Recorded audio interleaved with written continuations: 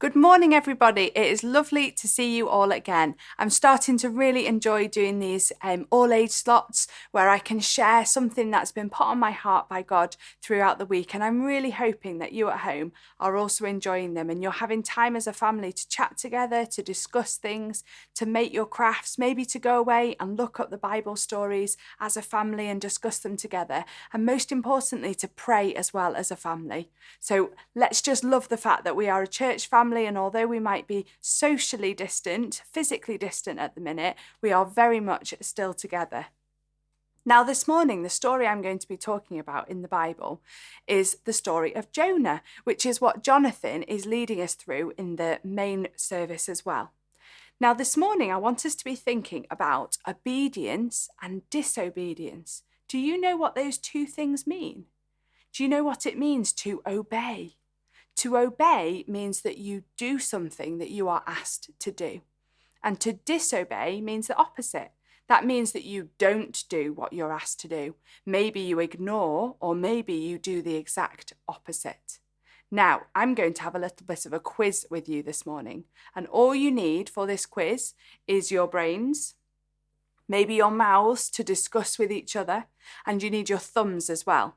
So I'm going to describe a situation to you, and they are all real life situations from myself, my husband, or one of my 3 children. And then I'm going to ask you, what do you think happened next? Did that person obey or did they disobey? And I want you to use your thumbs. If you think that that person obeyed and did what they were asked, stick your thumbs up. If you think that person disobeyed and they didn't do what they were asked, then put your thumbs down. Okay, here's number 1.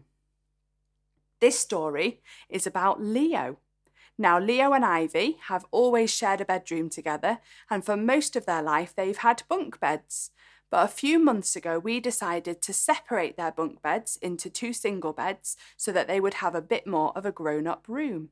Now, when they were separated, I said to Leo, you must not jump on your bed because you will break it. Now, what do you think happened next? Do you think he obeyed or do you think he disobeyed? Let's see your thumbs. Have a chat. Let's listen. Okay, most of you think he disobeyed. You are right, Leo disobeyed. He jumped on his bed and guess what happened? We heard a massive crack and a bang. We ran into the room and Leo's bed was like this, totally broken, snapped in 2. We had to get rid of the whole thing. The consequence was he didn't have a bed. Don't worry, we did get him another one in case you're worrying at home. Okay, my next scenario is about Sam. When Sam was a little boy, and still now, he has 5 brothers and sisters, quite a big family. And his mum and dad had very strict rules. They expected when their children went to bed that they were to be quiet and go to sleep with no fuss, no nonsense. Now, there was one night that they were all put to bed. They were asked to be quiet and they kept on chatting and messing around. The mum and dad went in, asked them to be quiet again. And what do you think Sam did? Did he obey and go straight to sleep or did he disobey? Let's see your thumbs. Okay, he disobeyed. He kept on messing around. And do you want to know what the consequence was? Parents, if you're listening, this may be quite a good consequence for you to have in your house. Sam's mum got the big Lego box and she emptied the entire Lego box all the way along the hallway, all the way down the stairs, all around all the downstairs rooms. And then she gave Sam and his brothers and sisters 5 minutes to pick up every single Lego piece and put them back in the box. And that's what they had to do. And Sam says he still remembers that it was a pretty rubbish consequence. Okay, number 3. This one's about Ivy. Now, Leo had just got a brand new toy bow and arrow. You know, one of the ones with the sucker on the end that you can stick onto windows. And we took it into the woods near us. And Leo said to Ivy, you can have a go, but please don't pull it too tight. So Ivy decided to have a go. Now, what do you think she did? Did she obey and just do it gently, or did she disobey? Let's hear. Okay.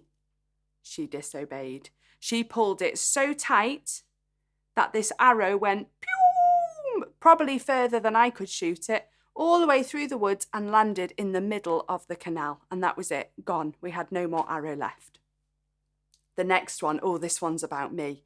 Now, I was a little bit of a naughty girl when I was little, and I used to be put on the naughty step quite a lot.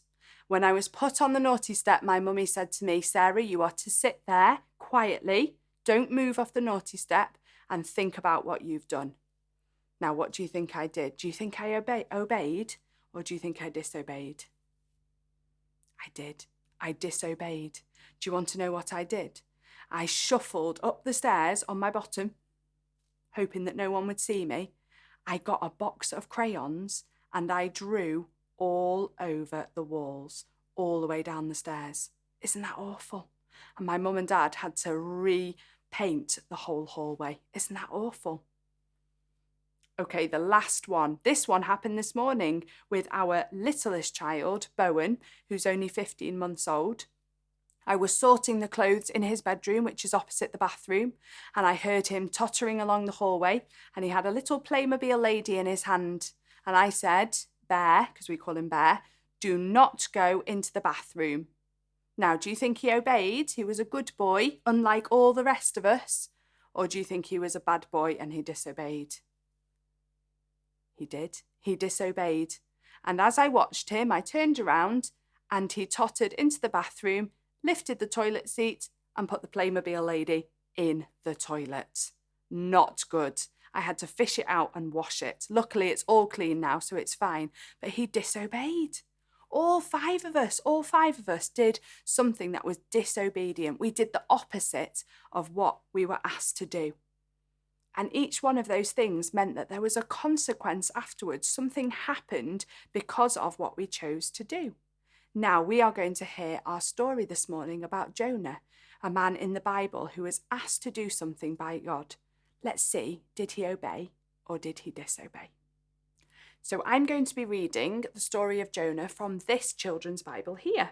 This is the Lion Storyteller Bible, and it's a really, really good children's version of the Bible. It's good for all ages, and we use it quite a lot at home. We're going to be looking at the story of Jonah for the next 4 weeks, and perhaps you can find it in a children's Bible that you have at home, or even in an adult Bible as well. This morning I'm just going to be reading the first chapter of Jonah. If you and your family haven't got a Bible, then please get in touch with the church. We would love to order one for you so that you can also read the amazing stories that are in it. Now, in this Bible, the story of Jonah is called Jonah the Groaner. Shall we hear what happens? Jonah was a groaner. That's right, a groaner. So when God told him to go to Nineveh and tell the people who lived there to change their evil ways, what did Jonah do? Jonah groaned. Oh, not Nineveh, he groaned. Anywhere but Nineveh. The people who live there are our enemies. And when he had stopped groaning, Jonah bought himself a ticket for a boat ride that would take him far away from Nineveh. And when he had stopped, God listened to Jonah groan. God watched him buy his ticket. But God still wanted Jonah to go to Nineveh. So when the boat reached the deepest part of the sea, God sent a storm. God help us, said a sailor. We're sinking. God save us, cried another. We're tipping over. God must be very angry, said the captain, with someone here on board. And what did Jonah do? Jonah groaned. Oh, it's me, Jonah groaned. I'm the one God's angry with. He told me to go to Nineveh, and here I am sailing in the opposite direction. Throw me into the sea, and your troubles will be over. God forgive us, the sailors cried as they tossed Jonah into the water, and almost at once the sea grew calm. Oh dear, Jonah groaned, I'm sinking. Oh no, Jonah groaned, I'm going to drown. Oh my, Jonah groaned, that's the biggest fish I've ever seen. And before he could groan another groan, the fish opened its mouth and swallowed Jonah up. And we're going to finish there. We're going to read more next week and see what happened next. But in that story, did you see what happened? God asked Jonah to do something. God asked Jonah to go to Nineveh to talk to the people there. But what did Jonah do? He groaned and he disobeyed. He did the opposite thing. And the consequence was there was an enormous storm on the boat he was on. He was thrown over the side, and that bit of the story that we've read ends with him being swallowed by a big fish. Now we're going to go and do a little craft together. Okay, so this week we've been thinking about the first part of the story of Jonah. And we've heard in the story, haven't we, that Jonah is asked to do something by God, but he disobeys and he runs in the opposite direction. He runs away from God's love. But do you know what's amazing? As we'll find out as we read more of the story, God's love was always there for Jonah. He just had to look for it. So we're going to make some telescopes. So what you need is a piece of card or a piece of paper, or you could perhaps use the inside of a toilet roll or a kitchen roll, some sort of tube. I'm going to choose this paper, I think. I've got some paper here with some leaves on. So I'm going to roll it into a tube like this. Ivy, can you hold that for me? Now, somebody's run off with my... Oh, here it is. Oh, I'd lost my sellotape. So then you're just going to secure your roll with a bit of sellotape. It's hard to... It is a bit hard to hold it, isn't it? Actually, I think that's... Perfect, well done. Put a little bit there to secure that end. No, a little bit. A little bit there, good idea. Great job. And then once you've got your roll, you're going to decorate it in some way. Ivy, do you want to hold yours up? What have you decorated yours with? I've decorated it with some beautiful birds with like different patterns on the gold. Beautiful and bird this, stickers. And this part is just a red shiny piece of paper. Do you want to put a few more stickers on? Choose a couple more. I'm going to just leave mine plain, I think, because it's already got a pattern. Ivy, do you want a handle? Do you want a strap on your telescope? Yes, please. That'd be good fun, wouldn't it? Let me do some more sellotape then. Can you hold it up so I can attach it? So I'm going to make a handle on Ivy's using a piece of string.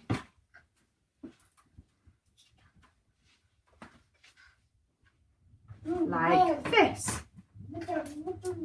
Okay, now the reason why we have made telescopes is because, look, you can put that around your neck now, because we are going to use our telescopes this week to look for things that remind us of God's love. Ivy, can you look through your telescope? Should we look?